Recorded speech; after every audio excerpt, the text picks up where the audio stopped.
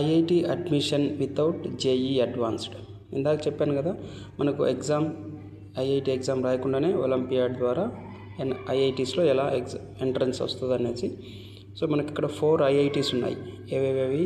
IIT Bombay, IIT Kanpur, IIT Madras, IIT Gandhinagar, IIT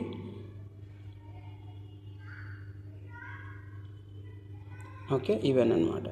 so ఎలా వస్తాయి అనేది ఇప్పుడు నేను చెప్తాను. మాకు ఏం చేస్తే అడ్మిషన్ రావచ్చు అనే దానిపైన నేను మీకు క్లారిటీ ఇస్తాను. ఇక్కడ చూడండి, చాలా very very important. IMOTC international mathematical olympiad training camp. అంటే నేను మీకు చెప్పాను కదా, నేను ఫిజిక్స్కి ఒక ఎగ్జాంపుల్ చెప్పాను, NSEP అని. అదేంటి? National standard examination in physics.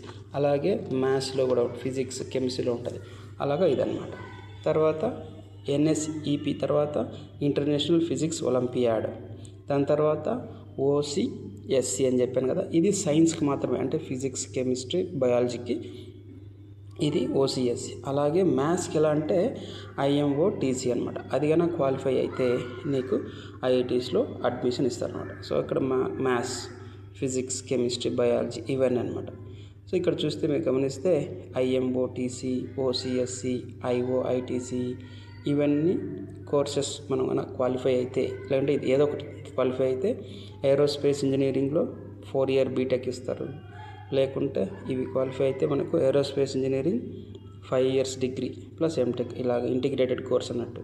ఇవన్నీ ఎవరు ఇస్తారు అడ్మిషన్ అంటే? ఐఐటి మెడ్రాస్ ఇస్తుంది.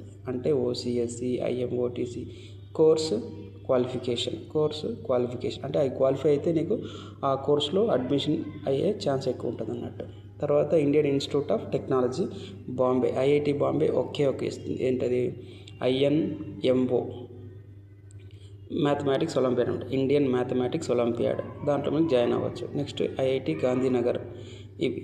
Next Indian institute of technology Kanpur ఏమిస్తుంది? 1 2 3 4 5 6 కోర్సెస్కి ఆఫర్ చేస్తుంది అనమాట. ఈ విధంగా మనము 4 IITs ఇండియాలో without JEE advanced exam we can enter into IITs without.